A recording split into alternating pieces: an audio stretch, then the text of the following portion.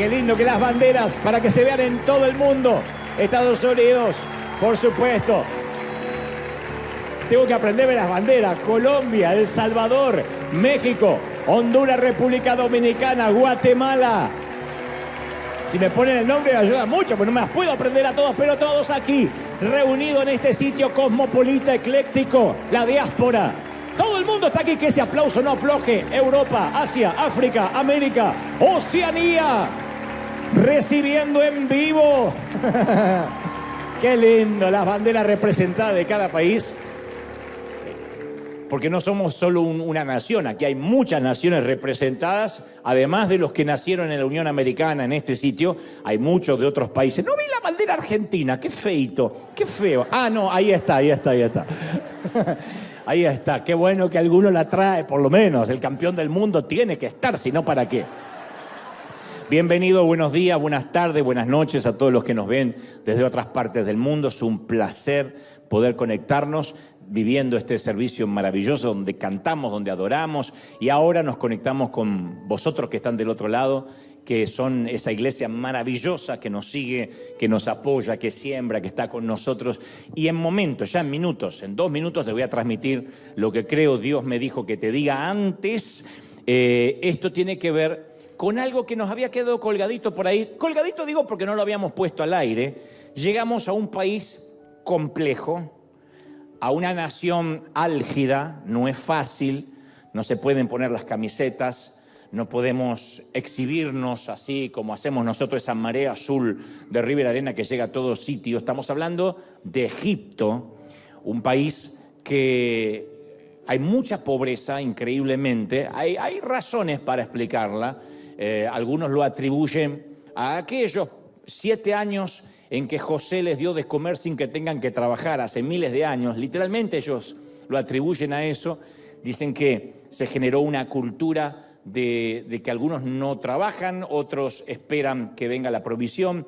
Nunca hay que explicar la escasez y la pobreza porque nunca uno puede generalizar. No obstante, la historia de Egipto habla de que deberían ser un país que no le pasen estas cosas. Sin embargo, llegamos y nos encontramos en este caso con más de casi 1.900 familias de diversas zonas del Cairo, en 2 municipalidades vecinas. Una se llama Ismailia y Beni Suef, que son 2 sitios donde entregamos la ayuda con un gran equipo de pastores locales, y cada bolsa contenía alimentos, proteínas, artículos de primera necesidad, higiene. Y nuestra ayuda se extendió a esas familias. Digo que nos había quedado colgado porque yo te había contado que íbamos a ir a Egipto y después nunca habíamos puesto las imágenes.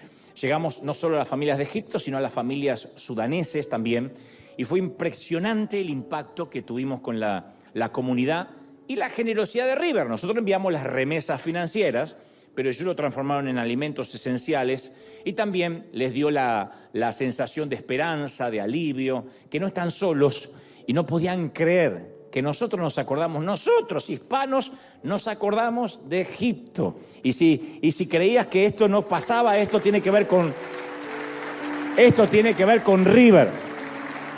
¿Se acuerdan que Dios dijo, vamos a ser los graneros del mundo? Bueno, alguna vez Egipto fue los graneros del mundo. Alguna vez José distribuyó, se piensa, se cree, dicen los arqueólogos, que es muy probable que estas pirámides hayan sido los silos, los sitios donde se almacenaba el grano. Tiene mucho sentido. Y que después, cuando terminó esos 7 años de hambruna, acuérdense que hubo 7 años de hambruna, 7 de prosperidad. 7 de prosperidad para almacenar y 7 años en que no había nada en la tierra. Y se cree que bien pudieron haber sido los graneros, los silos para tener los granos. Y que después, como quedaron vacíos, se transformaron en tumbas, en sitios para honrar la muerte de los egipcios, etc. Pero eso es una de las cosas que los arqueólogos están coincidiendo. Y alguna vez Egipto fue, insisto, graneros del mundo, y hoy nosotros, esas cosas, esas diosidencias de Dios, nos transformamos en los graneros de Egipto, y hay una persona, un pastor querido, que nos lo agradece así. Mira.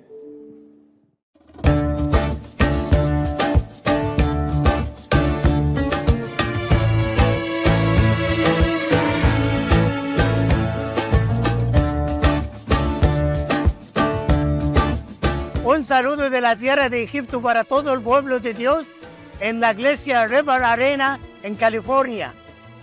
400 cajas atrás de mí. A través del don, del regalo de esta iglesia, estamos bendiciendo el pueblo de Dios aquí en Egipto. Sabemos que hay gran necesidad, pero sabemos también que nuestro Dios es más grande que cualquier necesidad. Que Dios les bendiga. Te mando 8 saludos del pastor y todo el pueblo de la iglesia Casa Dubara, El Cairo, Egipto. Para todos los hermanos de Brasil, salam. De Argentina, salam. De Chile, de Perú, de Nicaragua, de Costa Rica, de pura vida. Saludos para todo el pueblo de Dios en esta iglesia bendecida. Salam.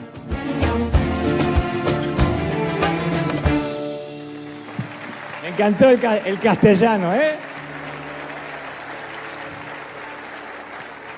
Cuando llegué a este país, obviamente uno se avergüenza de no hablar bien el idioma. En mi caso, lo hablo como kimosabi, indio. Yo, hotel, querer, hoy, noche.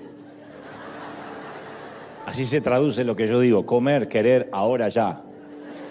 Y uno tiene como la vergüenza de hablar mal. Y entonces alguna vez alguien me dijo, el anglosajón valora mucho que uno hace el esfuerzo de comunicarse. Es muy difícil que alguien se burle. Puede que se burle un hispano de otro hispano, pero nunca un anglo se va a burlar de alguien que hace el esfuerzo de hablar su idioma.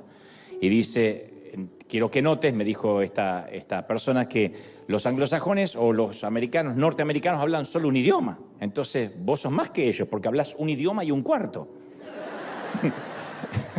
O un idioma en medio algunos, ¿no? Entonces cuando uno ve a este pastor hablando ese castellano tan lindo que dice Argentina, pura vida, uno no dice qué feo que habla, uno agradece que lo está hablando en español con un esfuerzo, con su acento, y uno se siente hasta orgulloso de que nuestro idioma está allí en Egipto, porque aprendió ese idioma para agradecernos, para poder comunicarse con nosotros, así que es maravilloso. Se lo agradecemos mucho. Muy bien. ¿Estamos listos, sí o no? Muy bien. Algunos sucesos de mi infancia se fueron desdibujando con el transcurso del tiempo. Supongo que esto es algo que nos va a pasar a la mayoría, que los recuerdos se van desvaneciendo, ¿no? Y a veces no estoy seguro si lo que tengo es un recuerdo o un recuerdo del recuerdo, que es algo que la mente hace mucho. Uno cree que recordó algo, pero en realidad es un recuerdo de algo que uno está recordando. Es un tema bastante complejo que pertenece al campo de la psicología, pero creo que uno a veces no recuerda exactamente lo que pasó, sino lo que nos parece que sucedió. Y a mí me está pasando eso con el transcurso del correr del tiempo, que, por ejemplo, no te puedo decir todos los apellidos, nombres y apellidos de mis compañeros de primaria, que yo me lo sabía hasta hace, qué sé yo, 2, 3 décadas atrás. Pero se me fueron borrando esos nombres. No recuerdo el nombre del director de la escuela, que nos hizo la vida imposible y pensé que lo iba a recordar por siempre. Y se me está desdibujando su cara, su rostro, y no recuerdo el nombre. Pero sí recuerdo, como si fuese hoy, y supongo que está grabado en el engrama mental, en el cerebro, aquel verano de 1983. Los que ya vivían deben recordar dónde estaban en ese momento. Los que no habían nacido, obviamente, no tenían la menor idea que eso estaba ocurriendo. Pero aquel verano de 1983, en Buenos Aires, mi madre me ayudó a enviar por correo regular, no existía el email, bocetos de dibujos, de mis caricaturas, a casi todos los periódicos que conocíamos. En un gran esfuerzo compramos los 4 o 5 periódicos de mayor circulación, sacamos la dirección y enviamos por correo postal dentro mis dibujos, ni siquiera con fotocopias, hice uno original para cada periódico. La idea era que me aceptaran como dibujante de alguna de esas grandes editoriales, esos holding, y que me pagaran por mis tiras cómicas y que yo pudiera vivir de eso. Y el cartero solo llegaba una vez al día, a veces 3 veces a la semana, pero aún así yo iba a cada rato hasta el buzón con la esperanza de ver esa carta. Digo, a lo mejor el cartero se fue y después vio mi carta y regresó. Yo tenía la esperanza, iba y revisaba el buzón casi con obsesión. Esperaba una respuesta como un perro sabueso. Si me aceptaban, si me elegían, porque eso podría cambiar mi vida. Yo era un muchachito, un adolescente. pero consideraba que mis dibujos estaban a la altura de cualquier profesional y que podían contratarme. Mi padre me había sentenciado, me dijo, nadie vive del dibujo, nadie vive del arte. Mi padre, un visionario, dijo, si no te contestan rápido, te vienes a la carpintería conmigo y se acabó. Acá hay que trabajar, yo no quiero vagos. Yo le decía, sí, pero yo quiero esperar que me contraten. Bueno, mientras que esperas, ¿qué te parece si trabajas? Esa es la propuesta.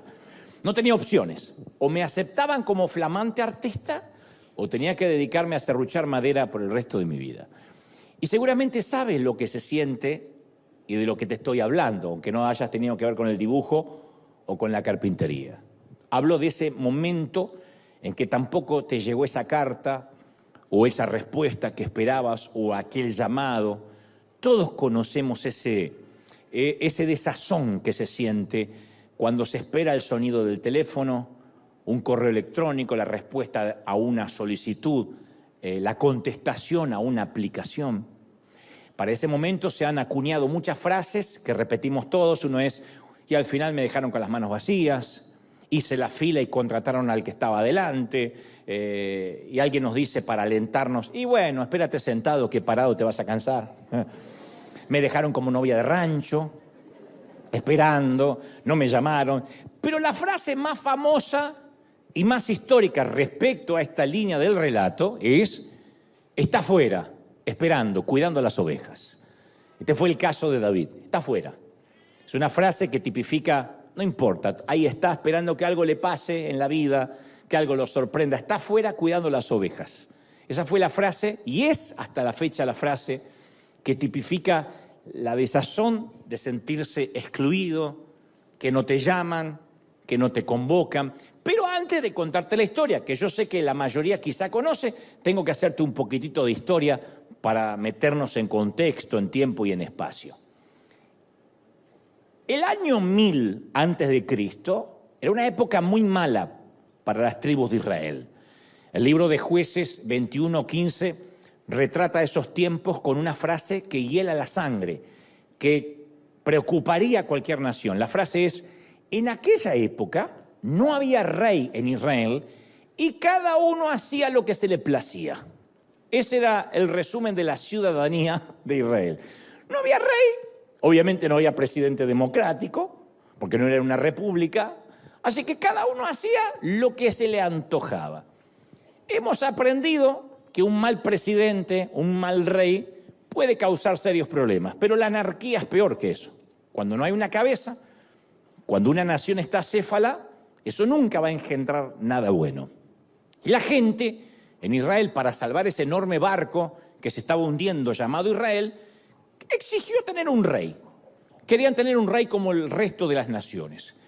Y resulta que la elección de la gente resultó ser fatal, un error garrafal, porque en poco tiempo ese rey, que se llamaba Saúl, se había convertido en un dictador hegemónico, ya no escuchaba a Dios, se transformó en un maníaco, en un petulante, ególatra, y hasta, la Biblia narra, endemoniado, que consultaba con brujas.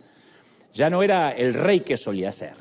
Como si fuera poco, además de tener un rey que estaba endemoniado y loco, Israel tenía la oposición de los filisteos, que no era el partido contrario, como hoy podría ocurrir en cualquier país. Estos eran enemigos de verdad, guerreros sanguinarios, descendientes de gigantes, filisteos, que monopolizaban el hierro. Los filisteos construyeron ciudades, los hebreos se agrupaban en tribus y en tiendas. Los filisteos hacían tronar sus carros, los israelitas respondían con instrumentos de labranza, de agricultura, o sea, era la antítesis de la nación. Los filisteos producían armas de acero, los hebreos peleaban con hondas y con flechas primitivas. Y Primera de Samuel 13:22 relata, así que ninguno de los soldados israelitas tenía espada o lanza, excepto Saúl y Jonatán. O sea, cuando Hollywood retrata las películas de Israel en los inicios contra los filisteos, se equivoca en colocar a un ejército israelita armado, porque no había espadas, no tenían armas. Armaban cuchillos con labranza, con rastrillos, con cosas que les servían para la agricultura, pero no tenían armas porque los filisteos eran los dueños del hierro, lo habían monopolizado. A excepción de Saúl y su hijo Jonatán, nadie tenía espadas en Israel. Entonces la nación estaba debilitada. Para los ojos de Dios, Saúl ya no era el rey. Y entonces el Señor, en ese contexto político álgido, complejo, le dice a Samuel, que era su profeta, le dice: ¿cuánto tiempo vas a llorisquear por Saúl? Yo ya lo rechacé como rey de Israel. Tiene corona, pero para mí ya no es el rey, dice Dios. Llena de aceite tu cuerno y ponte en camino. Voy a enviarte a un sitio llamado Belén, a la casa de un tal Isaí, que es un granjero, porque me he escogido como nuevo rey a uno de sus hijos. Dios le da una orden atípica al profeta. Este ya no es el rey. Está en el trono, tiene corona, pero esa corona es para que le llueva y le moje la cabeza, nada más. Porque yo no lo considero rey. Entonces, con esa orden, Samuel, el profeta, baja por las antiguas laderas de Israel, por un sendero que conduce a Belén, con una asignación específica. Y está muy nervioso. Está cargado de adrenalina y ansiedad porque es peligroso designar a un rey cuando Israel ya tiene a uno. No es que se murió Saúl y está buscando un rey. El tipo todavía está en el trono. Y este va a designar a otro rey por orden de Dios. Belén, el sitio donde Dios lo está mandando a Samuel a ungir al nuevo rey, Belén es una aldea acurrucada en la falda de la montaña, a unos 10 kilómetros al sur de Jerusalén, 600 metros sobre el Mediterráneo, con desoladas tierras de pastoreo. Los granjeros de Belén no están acostumbrados a las visitas, notan que se acerca el visitante, Samuel, el profeta. Samuel entra en la villa, comienza el murmullo del pueblo, porque siempre hay chismosos en los pueblos. Las señoras que salen en camisón a barrer las hojas de otoño miran y comentan. Generalmente uno las reconoce porque la escoba está doblada de tanto apoyarse para charlar. No es que vuelan con la escoba, esos, si además son suegras, pero acá no, estas son vecinas. Los profetas no suelen visitar Belén. Belén no es una ciudad turística. Pero el profeta, pide una audiencia, por orden de Dios, con un granjero local llamado Isaí, y le solicita que por orden de Dios tiene que hacer un chequeo, un checklist de sus hijos. Y entonces comienza algo así como la primera edición histórica de American Idol. La primera, donde cada uno de los hijos tiene que pasar ante un jurado, en el cual está Samuel, obviamente, y tiene que mostrar de qué está hecho, cuáles son sus talentos. Isaí, el mayor, el padre, Isaí hace desfilar a sus hijos ante Samuel uno a la vez. Y trae al mayor, a Eliab. Eliab, el mayor, parece la elección más lógica. Apenas se para el tipo, para que nos lo imaginemos. El hijo mayor se para, le dice al papá, ¿qué están buscando? No sé, pero está buscando a alguien. Y parece que es para algo importante. Entonces se para el mayor, la clásica cara de predicador cool. Pero no me miren a mí, yo no encajo ahí. Este es el típico cabello negro azabache, una mezcla de Chayanne con Hermano en Cristo, una cosa así. Mandíbula perfecta, músculos marcados así por encima de la camiseta, pantalones jean chupines, unas botitas marrones, par de tatuajes en el brazo que dicen tengo un pasado, pregúnteme. Barba candado. Es el antepasado de Steven Furtick, una cosa así que aparece ahí. Y Samuel piensa, wow, esto es más fácil de lo que pensé, ya está, este es el tipo. Pero Dios dice, hombre equivocado. Entonces aparece el segundo, Abinadab. Abinadab ingresa como concursante número 2. Este sí que es un modelo de portada de revista. Traje italiano, zapatos Oxford, rubio. Pero rubio, eso que te encandilan de verlo. Una enorme sonrisa así de piano, un rostro anguloso perfecto, un traje azul entallado. Este es el antepasado de Joel Osteen. Ahí está. ¿Querían un rey con clase? ¿Querían un rey con clase? Abinadab tiene todo el glam, todo el glamour, todo. Luce como un candidato presidencial republicano, algo así. Dios dice, hombre equivocado. Entonces ingresa el concursante número 3, Sama. Este es todo un intelectual. un nerd con estilo. Viste chaqueta de cuero, cabello semilargo, casi con un aire casi oriental. Tiene una licenciatura en la Universidad del Estado y un posgrado en Egipto. Isaí le susurra a Samuel: el muchacho está graduado con las mejores notas del Colegio Belén. Y Samuel está impresionado, dice: por fin, este parece el antepasado de Joseph Prince, no sé si lo conocen, gran predicador. Pero Dios insiste: hombre equivocado. Y le recuerda al sacerdote: no te dejes impresionar por la apariencia, ni por la estatura, porque yo los estoy rechazando. La gente se fija en las apariencias, yo me fijo en el corazón. No estás buscando correctamente. Yo estoy buscando un corazón y vos estás buscando lo que se ve de afuera. Vos estás buscando lo que se luce y yo estoy buscando corazón. Desfilan 7 hijos, trae los 7. Ninguno califica. Son todos bonitos, carilindos. Ninguno califica. Y Samuel siente que vino por venir, que está perdiendo el tiempo. Entonces se le ocurre hacer una pregunta casi inocente. Esas preguntas retóricas, no espera una respuesta. Pero, qué sé yo, nada se pierde con preguntar. Y le dice: sepa disculpar, don Isaí. De casualidad no tiene un hijo más, ¿no? Sí. Y casi como el descuido, con cierta desidia, Isaí responde: queda el más chiquito, que está cuidando el rebaño. Está allá afuera. El más pequeño, el muchacho. ¿Y por qué está afuera? Porque lo ponemos donde no cause problemas. Y ahí es donde David ingresa por primera vez a nuestra historia. Es la primera vez que sabremos de él. Es la primera vez que la humanidad sabrá de él. Por ahora es el muchacho que va al buzón todos los días esperando una respuesta, que espera el llamado telefónico, la respuesta a la aplicación. Por ahora es el muchacho que el padre olvidó contar.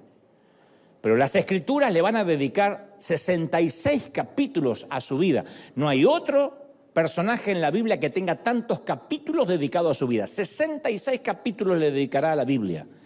El Nuevo Testamento lo va a mencionar 59 veces, más que a cualquier otro. Este chavito, que no pudo aplicar para el desfile ante Samuel, para estar en el American Idol o en el Israel Idol, fundará y habitará la ciudad más importante del mundo, Jerusalén. Es más, al propio Hijo de Dios, a Jesucristo, lo van a llamar el Hijo de David. No le dirán el hijo de Moisés, el hijo de Abraham, le dirán el Hijo de David, Hijo de David, como una muestra de honor, de honra a su antepasado.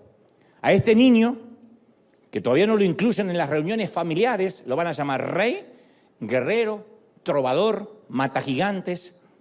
Y es exactamente en este punto donde la mayoría nos identificamos con este muchacho. Porque todos caminamos por ese césped de la exclusión, el pasto de las laderas del olvido, del ninguneo. Todos tenemos esa historia para contar. Si escargo un poquito, yo estoy seguro que la mayoría me va a decir: sí, alguna vez a mí me ningunearon, me mostraron indiferencia. Me dejaron a un costado, tal vez no en una reunión familiar, pero sí en una invitación, en una aplicación, en este país por no saber el idioma, etc. A muchos nos han clasificado por el tamaño de la casa, por el color de la piel, por la documentación. Yo siempre cuento que la primera vez que fui a un hospital, y se lo cuento a la gente de otras partes del mundo, fuera de Estados Unidos, la primera vez que yo fui aquí a un hospital tuve que llenar una forma donde decía que yo tenía que poner mi color de piel. Y yo, desde que tengo uso de razón, soy blanco. Debajo de la ropa, más blanco de lo que se ve. Entonces yo puse blanco y la señora me dice: usted no es blanco.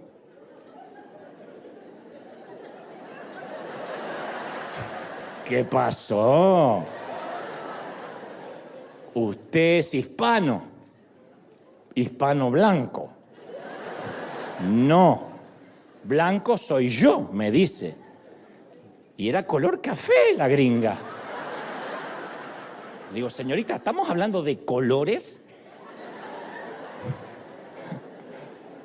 Yo me sentí discriminado. Primera vez que me dijeron que no era blanco. Y otros se han sentido discriminados por la marca del auto, la etiqueta de la ropa, la cantidad de diplomas, el cuerpo perfecto o no. Duele cuando el jefe elige el escote o las piernas por sobre el carácter y sobre el talento. Duele muchísimo cuando la maestra elige al estudiante que tiene las cuotas del colegio al día por encima de los más aplicados. Cuando los pastores eligen a sus propios hijos en una muestra de claro nepotismo por encima de los que realmente son llamados. Duele cuando los padres muestran a sus hijos más avanzados por Instagram, pero ocultan a los menos iluminados, ¿no? Sin embargo, Dios ve al muchacho desgarbado y le dice a Samuel: este es, el que cuida ovejas, este es, levántate y úngelo. Y ahora David, que esa mañana se levantó a cuidar ovejas, que no esperaba que su día iba a terminar de otra manera. Ahora David es el nuevo rey, no lo sabe nadie, pero es el nuevo rey. Y es el elegido por Dios, tampoco lo sabe nadie, a excepción de sus hermanos y sus padres, que deben pensar, esto es un chiste. Pero ahora es el nuevo rey, es el nuevo elegido, es el nuevo ungido. Dudo que el padre haya creído que era el ungido. El padre les habrá dicho a los demás muchachos, a los hermanos de David: me parece que este Samuel ya no está bien, deberían cambiar los profetas y jubilarlos a determinada edad, porque mirá quién vino a elegir. Y los demás todos vestidos con traje, papá, y nosotros no. Lo siento. I'm so sorry. Quizá ustedes no son blancos. Y este es el otro punto del cual muchos nos podemos identificar. Sabemos que Dios nos eligió. Hay mucha gente acá que dice: yo sé que hay un propósito para conmigo. Hay gente del otro lado que dice: yo sé que tengo la certeza de que Dios me sacó del césped del olvido, que tiene un gran plan para mí. Hay gente que dice: yo sé que hay un gran plan, que hay algo más que congregarme, que ver el mensaje vía YouTube. Tenemos la unción, tenemos el llamado, pero nos falta la validación, nos falta el reconocimiento, pero no el reconocimiento del aplauso humano. Hablo la validación incluso de que Dios nos llamó. Tenemos la unción, pero nos falta la validación. Recibimos el aceite, pero todavía no tenemos la identidad. Hay mucha gente que me escribe y me dice: yo sé que hay algo grande para conmigo. No hablemos solo de ministerio, de empresas, de emprender una compañía, de lo que sea, pero dicen: todavía no está la confirmación. Le dicen confirmación. Yo prefiero llamarle validación. La seguridad de que Dios nos llamó. Porque entre esa unción que llega hasta que se cumple, hay un mar de dudas. ¿Será que me pareció? ¿Será que fue real? Tenemos el llamado, sí, pero todavía no está activado. Como esas tarjetas de crédito que llegan con un sticker que dice: llame a tal teléfono para que la tarjeta se active. Entonces hay muchos que tienen el llamado de Dios, el propósito, pero no está activado. No llamaron a ningún sitio todavía y entonces nunca usaron ese crédito que Dios les dio. Así que luego que Samuel vaciara su cuerno de aceite sobre David, todo siguió igual para David. Él continuó cuidando el rebaño, es que desde ese día se fue a la universidad del reino. Él se fue y siguió, dijo: bueno, si esto es todo, se limpió el aceite y se fue con las ovejas. Hasta que un buen día, esta historia empieza a hacerse cada vez más conocida, deja su actividad con las ovejas a pedido de su papá para entregar pan y queso a sus hermanos que están en el frente de batalla. Sus hermanos son soldados, han sido enlistados en la infantería hebrea. El único que no fue enlistado, porque siempre está afuera cuidando ovejas, es David. Le dice: muchacho, lleva unas viandas para tus hermanos. Y fue entonces que David, cuando se mete en el campamento de los hebreos, por primera vez ve a la bestia. El monstruo mide 2,97 metros, casi 3 metros. Eso es el doble de lo que yo mido. Carga 72 kilos de armadura. Gruñe como Godzilla o King Kong.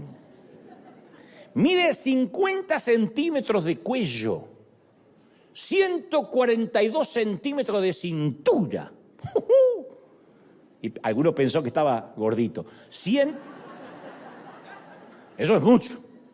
Y en ese preciso momento, el muchachito olvidado por su propio padre, no convocado a las reuniones familiares, escucha al rufián desafiar a Israel. El grandulón dice, yo desafío hoy al ejército de Israel. Ya sé, se parece a la voz de Rudy Gracia, pero es el rufián. Elijan a un hombre que pelee cuerpo a cuerpo conmigo.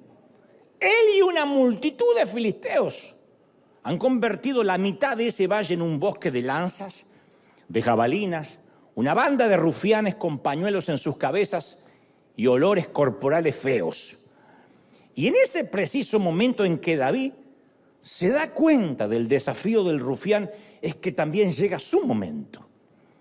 Él entiende, o no sé si lo entiende, pero lo que está ocurriendo es que luego de la primera unción de Samuel, esta quizás sea la más importante para su vida, digo para David. La unción de la validación está por llegar, la unción de la identidad. Insisto con esto, cuando hablo de unción no hablo de un encuentro epifánico, místico. Hablo del primer llamado, de ese sentir que todos tenemos. Convengamos que quizá nadie vino a volcar un cuerno de aceite sobre nosotros, pero sí sentimos en una reunión, en una vigilia, en un momento de oración, en un momento de adoración privada, que Dios nos pedía algo más en la vida. Y sentíamos que teníamos esa asignación de parte de Dios, insisto, excepto que nadie lo sabe. Entonces esa primera unción, ese primer llamado por lo general llega inesperadamente. Uno no hace nada para recibirlo. Es como cuando somos niños y nuestros padres deciden dónde vamos a vivir, qué colegio vamos a ir, de qué manera nos vamos a vestir. Yo soy de una generación que no decidió nada. Hasta los 15, 16, que más o menos uno se pone medio rebeldón y empieza a decidir que no se va a poner ese pantalón. Pero a mí me vestían, me decían dónde tenía que vivir, qué tenía que comer. ¿Cuál era la respuesta de nuestros padres si preguntáramos qué hay de comer hoy? ¿Cuál era la respuesta? ¡Comida! Pero mal, ya. No es que decía comida, mi amor. ¡Comida! Con la próxima te revoleaban algo por la cabeza por preguntar. Porque esto no es un restaurante que se puede elegir. Es que a mí no me gusta. Vas a comer. Porque en África no tienen para comer.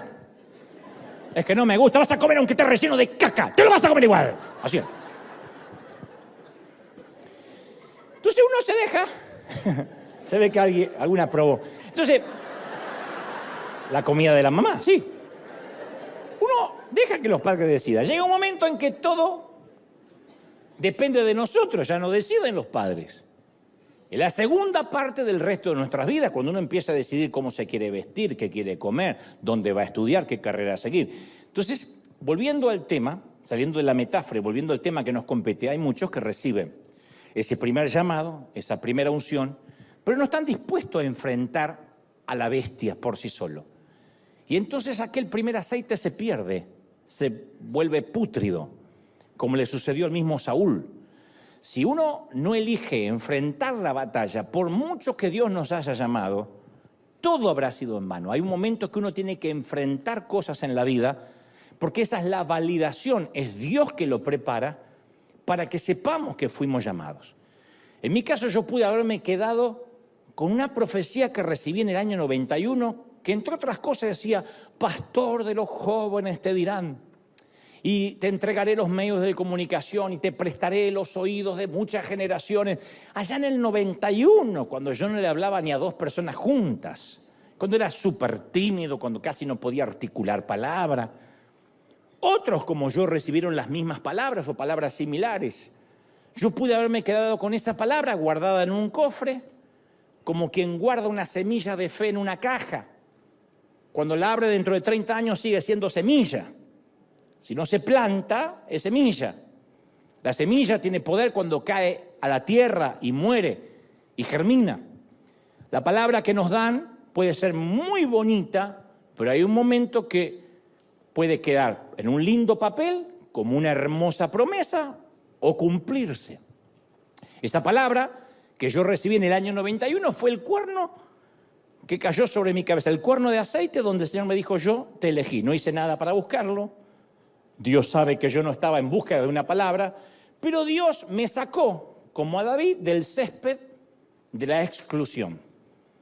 Un muchacho del sur, un muchacho de allá, de lo último de la tierra, sin posibilidades de nada, sin estudios secundarios, sin estudios universitarios. Dios dice, aquel Yo creo que Dios, no me estoy comparando con David, pero creo que Dios también fue a mi casa en Billinghurst, en Buenos Aires, y le dijo a mi papá, ¿tiene hijos para ungir? Y mi papá llevó a mis 3 hermanos. Y puso, tengo estos 3. No tiene más, y el inútil que está allá afuera, que lo tenemos, pero no sé si va a servir para algo, ¿no? Eso vino. Yo no lo esperé. Pero después tuve que rentar un estadio con 24 años de edad, sin dinero, sin recursos, sin apoyo, con vientos en contra, sin experiencia. Eso es lo que yo llamo la unción de la bestia. La validación de la primera palabra profética. El examen práctico después de todos los exámenes orales. Bueno, ahora viene la práctica. Hasta cuando uno aprende, va a sacarse la licencia de conducir. Primero uno rinde el examen oral, qué significa esta señal, no doble en U, frene, pare, cuidado, chinito. Y después uno hace el examen práctico, ¿o no? Entonces, en algún momento todos nos enfrentamos a la bestia. Esa cosa, ¿qué es la bestia? Esa cosa que acecha en nuestro valle privado. Nuestra bestia no lleva espada, no lleva escudo, pero sacude a veces la hoja del desempleo, del abandono, del abuso sexual, de la depresión. Nuestro gigante no desfila por las colinas de Ela, pero presume su altura en nuestro hogar, en el dormitorio, en la oficina. Nos trae deudas que no podemos pagar, gente a la que no podemos agradar ni complacer, alcohol al cual no podemos resistir, pornografía que no podemos rechazar, un pasado que no podemos olvidar, un futuro que tememos enfrentar. Todos tenemos un gigante que aún después de esa unción y ese llamado de Dios tenemos que enfrentar. Es el bramido de nuestro Goliat. Hay temporadas que ese Goliat nos despierta con palabras de preocupación y por temporadas nos preocupa y nos desfila por la mente con pensamientos estresantes. Hay gente estresada ni siquiera por problemas reales, por ansiedades, por cosas que podrían pasar, porque hay un gigante que les vocifera en su oído todas las mañanas y respira en nuestro cuello mientras desayunamos, susurra en nuestro oído mientras caminamos, mientras conducimos. Primer pensamiento matutino, última preocupación de la noche. Nuestro Goliat regula nuestro estado de ánimo. Un gigante al que no podemos vencer, que acecha privadamente y que cada mañana está allí al costado de la cama y cada noche antes de irnos a dormir. Y ese tipo de bestias todavía recorren nuestro mundo. Hay deuda, desastres, peligro, engaño, enfermedad, depresión, lo que sea.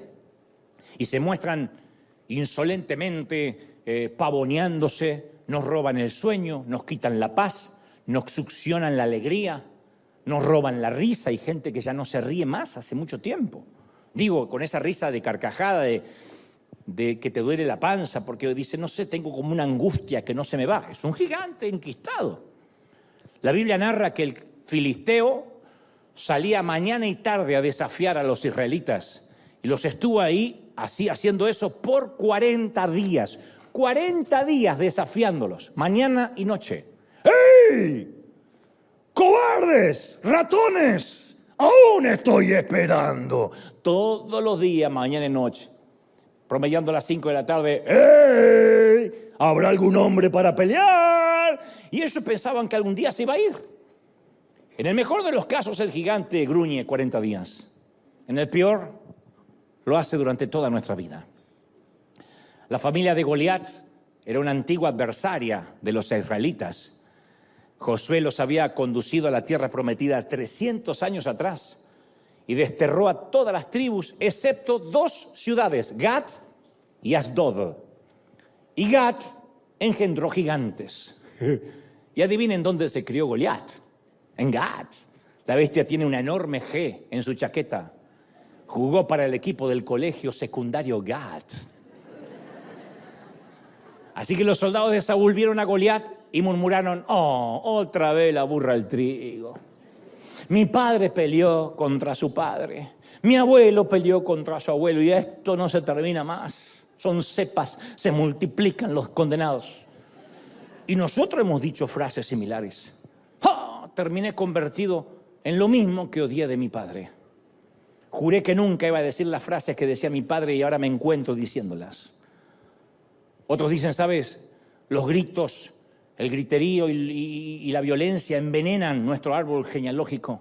Mi abuelo era violento, mi padre era violento y hoy me di cuenta que enseguida alguien aprieta mis botones y una violencia que parece que corre por mis genes salta en mí. Otras más sinceras, tocadas por Dios, dicen, mi abuela era chismosa, mi madre era chismosa y yo tengo que contar esto para que estés orando. Es el viejo Goliat. El viejo Goliat ha estado desafiando tu familia por años. Es el viejo matón del patio que acecha desde siempre tu familia, tu árbol genealógico. Él atormentó a nuestros padres, a nuestros abuelos y ahora viene por nosotros. Y la Biblia narra que al oír lo que decía el filisteo, Saúl, el rey oficial en ese entonces, no el puesto por Dios nuevo, sino el rey que estaba, y los israelitas se consternaron y tuvieron mucho miedo. Y si el gigante los desafió durante 40 días, también significa que obviamente lo ignoraron por 40 días, no había respuesta. Yo supongo que habrán pensado lo que todos, bueno, si yo ignoro esto, tarde o temprano quizás termine cansándose y se vaya a casa. Pero estas bestias nunca se van a casa, no sin antes dar una buena pelea. La enfermedad no se irá porque la ignoremos, el problema familiar no desaparecerá, la crisis, la debilidad, el pecado oculto no se va porque uno lo ignore. A veces tratamos de escondernos, de hundirnos detrás de un escritorio, buscar la distracción de una fiesta, del alcohol, de lo que sea. Y quizás por un momento, por un día, por una semana nos sentimos a salvo.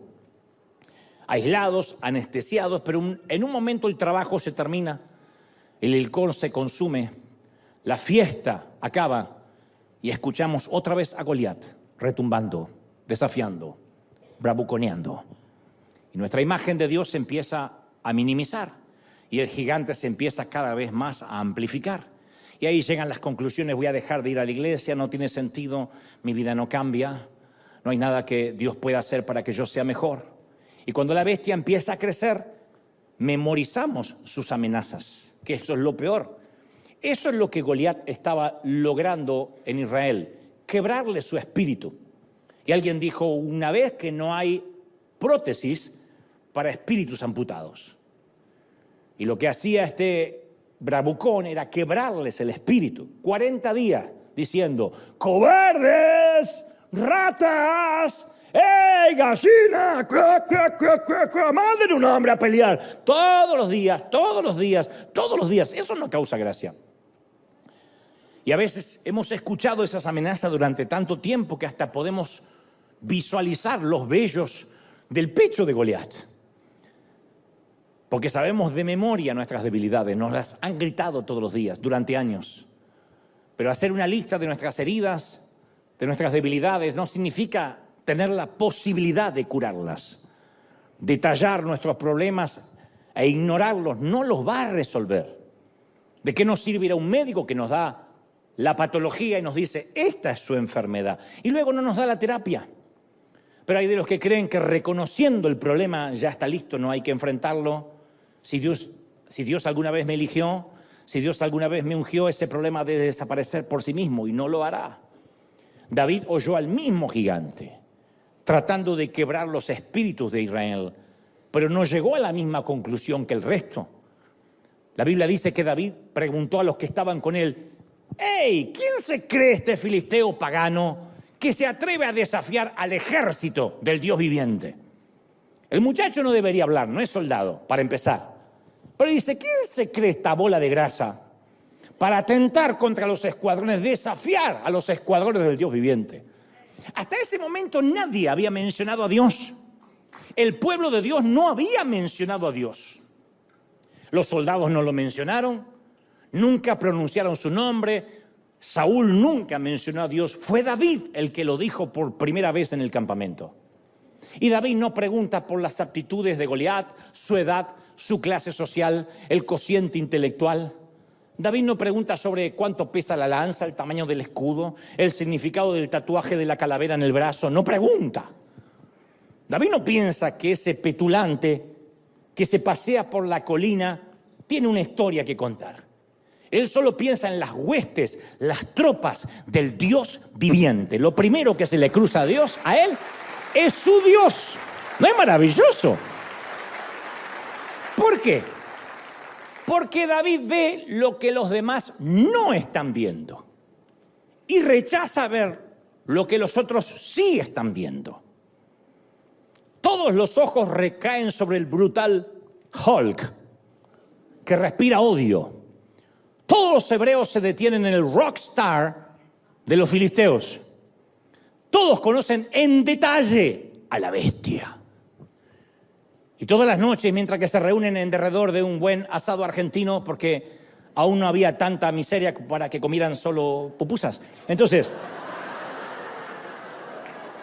cuando ustedes prediquen, pongan el ejemplo que quieran y yo los escucharé. Y todas las noches, en derredor de una fogata, describen las expresiones humillantes, las exigencias de la bestia, su tamaño. ¿Y viste su tamaño? ¿Y viste la voz que tiene? ¿Y viste sus piernas? No. Y tienes que ver sus brazos. Son especialistas en Goliat. Son como quienes aman amar del diablo. Porque creen que si hablan mucho del diablo, con eso basta para vencerlo. ¿Viste lo que es Satanás? ¡Ay, está terrible, terrible! Se levantó contra mí, se levantó con su demonio. Y describen y hacen libros sobre Satanás y predican sobre Satanás. Porque creen que si conocen en detalle a Goliat, eso hará algo. David, sin embargo, no está interesado en Goliat. Él es especialista en Dios. Él no ve al gigante, él solo ve a Dios. De hecho, Goliat le refrescó la memoria a David. El valle de Ela, donde ahora se pavonea Goliat, fue como un déjà vu para David. Porque mientras que todos los demás temblaban, David recordaba. Y David le dice a Saúl: a mí me toca cuidar el rebaño de mi padre. Y cuando viene un león o un oso, Saúl dice: ey, no hablamos ni de leones ni de osos, es lo mismo, una bestia. Y se lleva una oveja del rebaño, yo lo persigo y lo golpeo hasta que suelta la presa. No digo, bueno, una oveja menos. Y si el animal me ataca, yo lo sigo golpeando hasta matarlo. Y si este siervo de su majestad ha matado leones y ha matado osos con sus manos, lo mismo puedo hacer con este tipo, con este filisteo pagano. Pero no porque yo sea más que él, sino porque está desafiando al ejército del Dios viviente. A mí me fascina esa historia, ¿sí o no?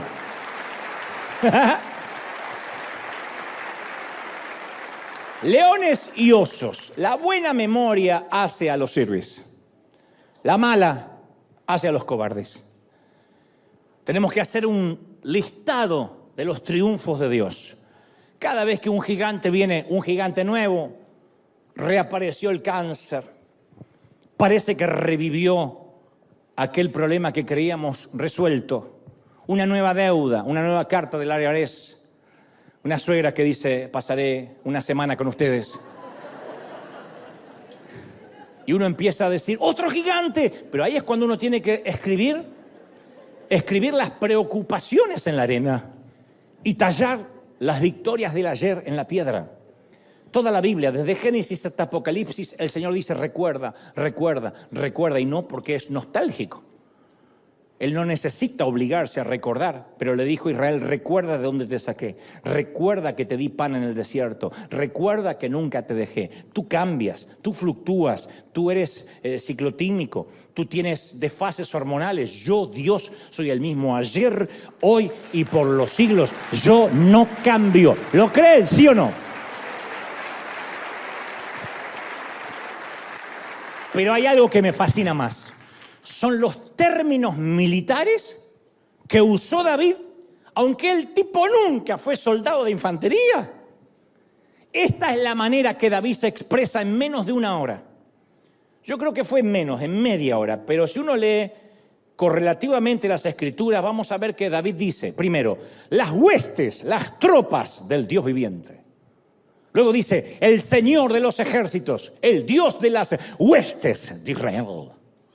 Luego aclara y dice, el Señor, le dice al gigante, te entregará en mis manos y toda la tierra sabrá que hay un Dios de los ejércitos.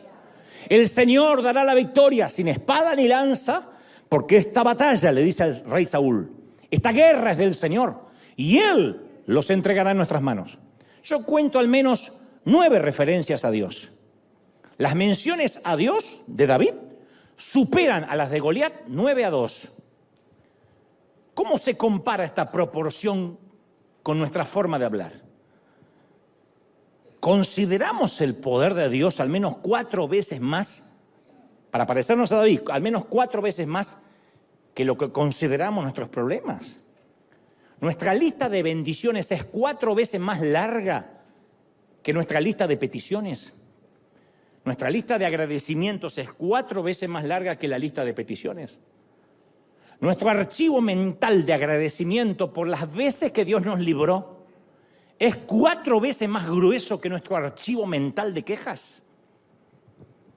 Porque si uno recuerda de dónde Dios nos sacó y cómo Dios nos bendijo, uno va a concluir en lo mismo que David.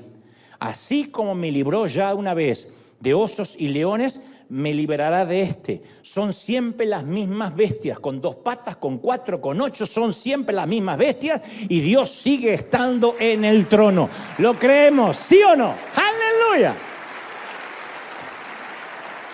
Pero volvamos a nuestro muchacho. Conoces la historia. David se hinca cerca del arroyo y busca algunas piedras, la clase de piedras lisas que se pueden apilar cuidadosamente en la bolsa de un pastor, y Goliat mira fijamente hacia abajo desde la ladera. Solo la incredulidad le reprime la carcajada. Lo mira y dice, ¿de verdad? ¡Ja!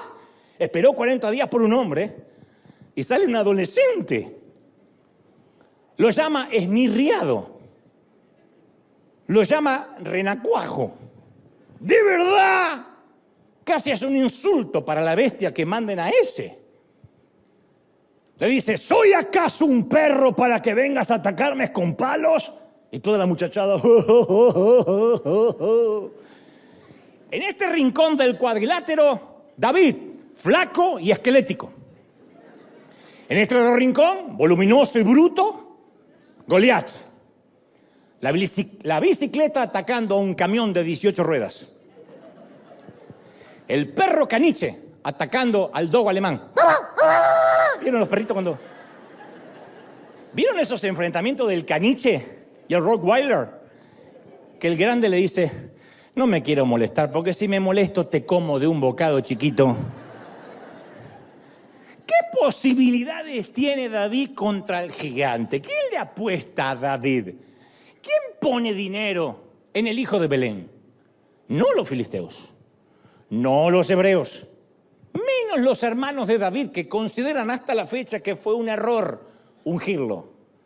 No Saúl. Saúl dice, bueno, morir por morir, terminemos con esto de una buena vez.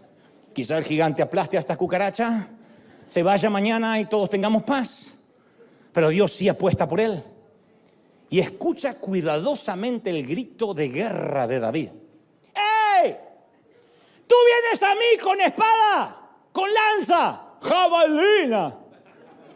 Yo vengo a ti en el nombre del Dios Todopoderoso, el Dios de los ejércitos de Israel, a quien tú has desafiado. ¿De qué hablas, pulga?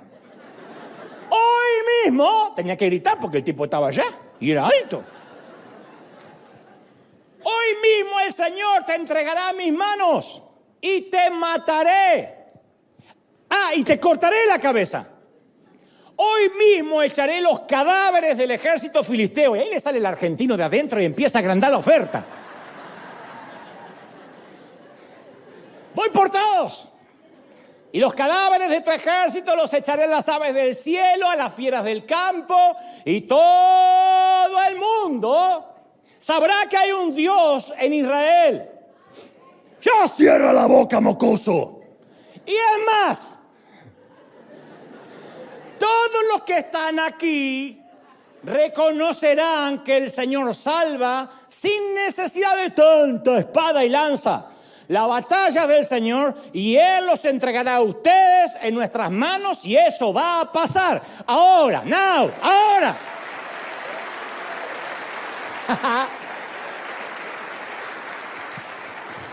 Y me gusta el detalle, los ejércitos de Israel. David creo que fue el primer argentino de la historia. Él habla de los ejércitos. ¿Ejércitos? Apenas hay un ejército y está temblando. David habla de los ejércitos de Israel. Hay uno. Hay un solo ejército y ninguno quiere pelear. ¿Qué son los ejércitos? David sabe que están los aliados del cielo. Él ve un pelotón de ángeles, una infantería de santos, las armas del viento, las fuerzas de la tierra. David sabe que si a Dios se le antoja, puede enviar granizo como lo hizo con Moisés, derrumbar paredes como lo hizo con Josué, provocar truenos como lo hizo con Samuel. Así que David mira al ejército de Israel, pero mira a los otros aliados. Entonces David se apura, corre hacia la línea de batalla para hacerle frente al gigante. Los hermanos de David se cubren los ojos por temor y por vergüenza. Saúl retiene la respiración, como ese último penal de Argentina a Francia. Mientras el joven hebreo corre hacia una muerte segura, Saúl dice: al menos ganaremos tiempo. Goliat echa su cabeza hacia atrás, riendo. Suficiente como para que el casco se le levante y exponga la frente. David localiza el objetivo, mide las coordenadas y el sonido del remolino de la onda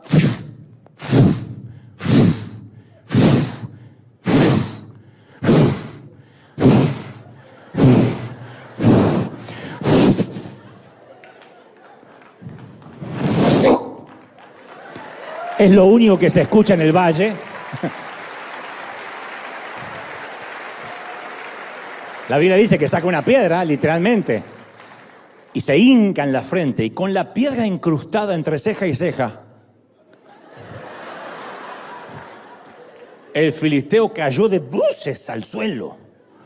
La piedra va como un torpedo directo hacia el cráneo. David le hizo una lobotomía a la bestia. Y Goliat cruza los ojos, dobla las piernas y se derrite. La enorme bestia colapsa, cae a la tierra y muere. David, tal como lo prometió, corre hacia él, arranca la espada de su vaina, le corta la enorme cabezota al viejo matón palestino. Ahora, este puede que sea el punto neurálgico del mensaje. Al único humano que Dios llamó un hombre conforme a mi corazón fue a David. Dios no le dio este apodo o denominación a nadie más, ni a Abraham, ni a Moisés, ni a Josué. Ni a Abraham, que era su amigo, le dijo: tienes un corazón como el mío. A Pablo lo llamó su apóstol, a Juan su discípulo amado, pero a ninguno le dijo: tienes un corazón como el mío, porque ese es un halago muy profundo. O sea, está diciendo: el corazón de este tipo es similar al mío, los dos pensamos igual. Uno va a la historia de David y dice: ¿qué vio Dios en él? Porque esto no lo dice cuando David es un muchachito. Lo dice cuando incluso David ya es un anciano. Este muchacho se caía tanto como cuando se levantaba. Tambaleaba a menudo como conquistaba. Conquistaba y tambaleaba. Miraba sin miedo a Goliat, pero se comía con esos mismos ojos a una tal Betsabé que no era su mujer. Desafiaba a los que se burlaban de Dios en el valle y de pronto se unía a ellos en el desierto. Un día era un lobo solitario y el otro día era compinche de la mafia. Podía conducir ejércitos, pero no podía manejar a su familia. Los hijos eran un desastre. Tuvo más problemas familiares que los peluches.